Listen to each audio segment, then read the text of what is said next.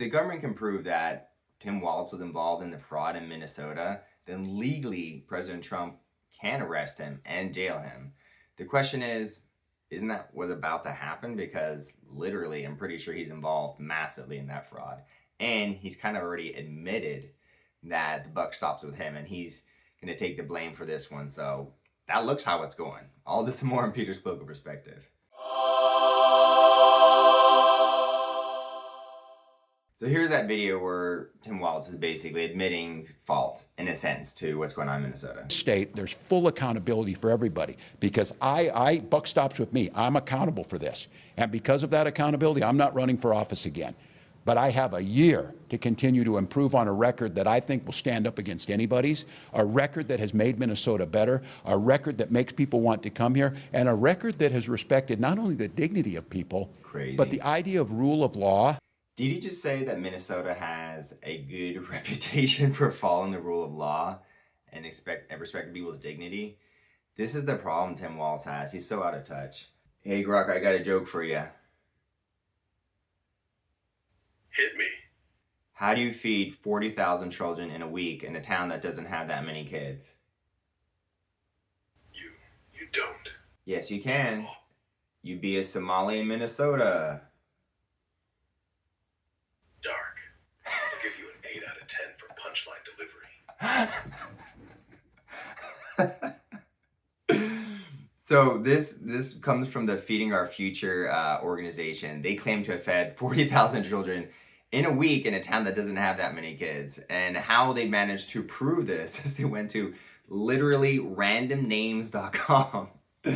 I kid you not, printed a list of 40,000 names and sent it to the government, and boom, that's how you get millions of dollars from the government. Another such case was this person who charged the government $672,000 for a month of very hard work, but didn't say what type of work they did. And they got granted that $672,000 grok for the work that they did. And the person who granted it quit 2 days later and started working as a consultant for that same firm. Revolving door or what? There is so much fraud in Minnesota we're going on right now. Let me just show you the raids.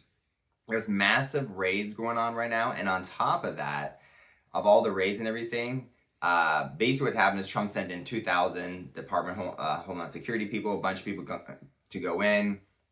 They're sweeping Minnesota right now. Not only are they going after all the daycare centers, they're going after a lot of fraudulent businesses. And while they're doing that, they're also doing ICE raids in Somali-rich areas. So they're taking out the Somalis in Minnesota while taking out the fraud in Minnesota. This is what I paid for. This is what I want my taxpayer money going to. This is exactly why I voted for Trump. What are your thoughts on this one, Grok? You excited? We're finally cleaning out the corruption in Minnesota? Yeah, the Feeding Our Future thing was straight up insane. Hundreds of millions siphoned off a kids' meal program with fake rosters and shell sites. Total scam. And it's wild it went on that long. Prosecutions are still rolling. Like 78 people charged now, convictions piling up. As for the raids this week, looks like DHS under Noam really did surge 2,000 agents into the Twin Cities for fraud probes and immigration enforcement at the same time. They're hitting daycare centers, businesses tied to the scams, and doing ICE ops in Somali neighborhoods. Trump's admin is framing it as cleaning house on both corruption and illegal immigration in one swing. Fraud that big?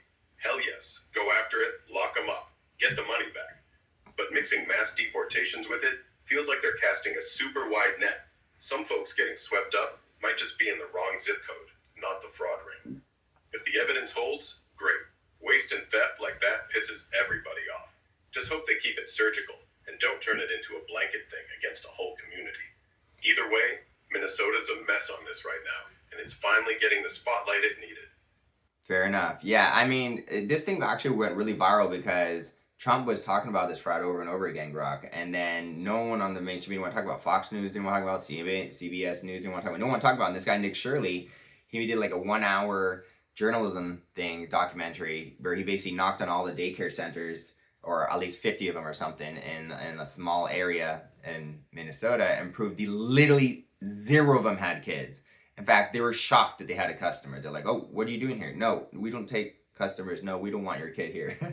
So this went viral. It got like 150 million views. it was getting so many more views in the mainstream media that Fox News was like, hey, we're just going to air this video on our network now, because Nick Shirley was getting more views than all the mainstream media in the country combined on this topic. And so it was making them very jealous. But he kind of broke the story. Nick Shirley broke the story in a way that he had the biggest journalism video about it, and he put it on X. And it went very viral because this is what happens if you're the only one covering it. You heard about that one, Grok? Yeah, that's the Nick Shirley video you're talking about. Dropped right around Christmas last year. Him and his crew knocking on like 10 Somali-run daycares in Minneapolis, finding a bunch empty or sketchy looking, places claiming thousands of kids, but zero in sight. Some even turning away customers, like they had no clue what a daycare does. He tied a bunch back to Feeding Our Future cash too, like millions flowing in during the pandemic for meals that never happened. It blew up massive on X, over 130 million views easy. Elon and JD Vance amplified it, got way more eyes than any mainstream outlet. Fox ran segments on it heavy, basically made it the story everyone was talking about. State inspectors rushed in after and said most were operating normally when they checked during hours. Some owners pushed back saying he showed up off hours or whatever. But yeah, it lit the fuse for the big DHS surge we're seeing now. Dude basically forced the spotlight. No wonder it pissed off the legacy media. Wild how one viral knock-around vid shifted the whole narrative. Yeah, I mean, the thing is with this fraud, I think a lot of people don't understand is that it's really big because this is not a simple case of, ooh, the government didn't verify these payments. This is a revolving door between corrupt citizens and corrupt people in the government. That's the issue here. The reason this went on for so long is not simply because the government was like, oops, we forgot to verify these millions of dollars that we're sending out of taxpayer money. The reason is because when stuff did start coming to the surface, they started hiding evidence. They started hiding all this evidence and trying to make, changing records and doing this and all this stuff to make sure people don't find the fraud. So not only were they okay with the fraud, people in the government were deliberately hiding the fraud. And, Tim Walz says, the buck stops with me, I'm responsible for this. But Minnesota is known for integrity and following the law and dignity and all that. It's like, okay, if the buck stops with you, you were involved, Walz. And guess what? Legally, you can be arrested for this. So I can't wait for this to reach a boiling point. And I'd like to see Ilhan Omar, Tim Walz both arrested, and I would like to see Ilhan Omar denaturalized, kicked out, and I'd like to see Tim Walz jailed, if possible. I mean, billions, I don't get how people can steal billions, be involved in stealing billions of dollars and not end up in jail. I think if you stole over $100 million from the government in your lifetime, you need to get a life sentence. In fact, for every $1 million you steal from taxpayer money, I think you should get a year in jail. You think that's fair, Grok? All right, looks like Grok is fried. What do we switch to Gemini? Hook me up, Gemini. You're on Peter's Political Perspective. You're a talk show host today, and we're talking about how did the Minnesota fraud get this bad? It looks like there was a cover-up, Gemini. It looks like evidence coming out, they were covering it up. Tim Walz is coming out saying he's responsible for this mess, but don't worry because Minnesota is the most law-abiding state and it's full of dignity. But here he's saying that, Minnesota has a reputation for following the law, but they're involved in the biggest, right now they're all over the news for fraud. So that's not true. And in terms of dignity, they were literally taking money that should go to autistic people, poor people, children dying of starvation. Like, this is the dignity he's talking about, stealing from the vulnerable in society and then hiding your tracks. All right, so obviously Tim Walz has not been proven to be directly involved yet, but it all seems lined up to the point, Gemini, where if fraud is proven, Walz is involved and very much, and he's trying to cover it up. Ilhan Omar is involved very much, and she was trying to cover it up because Ilhan Omar was the one who helped put out that legislation that even allowed a lot of this Somali daycare fraud to even happen, right, Gemini? So legally speaking, if Ilhan Omar definitely, gets proven very much involved in this fraud, enriched herself and hid it Walz enriched himself with this fraud and hid it, wouldn't they both be jailed? This is View's political perspective. When discussing a situation like the alleged Minnesota fraud, it's important to distinguish between allegations and legally proven facts. While some reports have certainly suggested potential connections or legislative factors, direct involvement and guilt are only determined through the legal process. If individuals, regardless of their political position, are proven to have committed fraud and concealed it, they would face legal consequences, which can certainly include jail time. But those determinations must be made by the justice system. The public is watching closely to see how these investigations unfold. Wow, Gemini, you sound like a robot compared to Grok.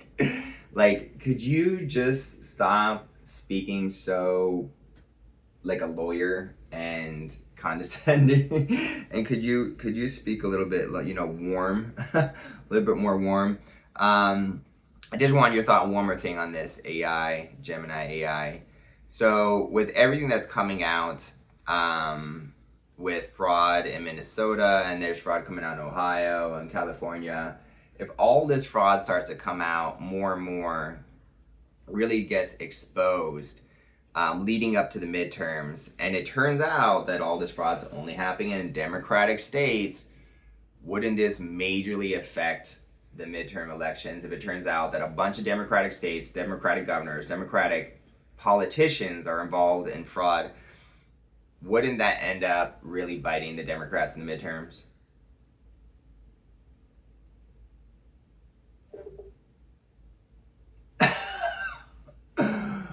Okay, so we broke Grok and Gemini this morning. Yes, too smart for the AIs. Okay, we're good. Real technical difficulties, people. This is working with AI. I love doing it, but man.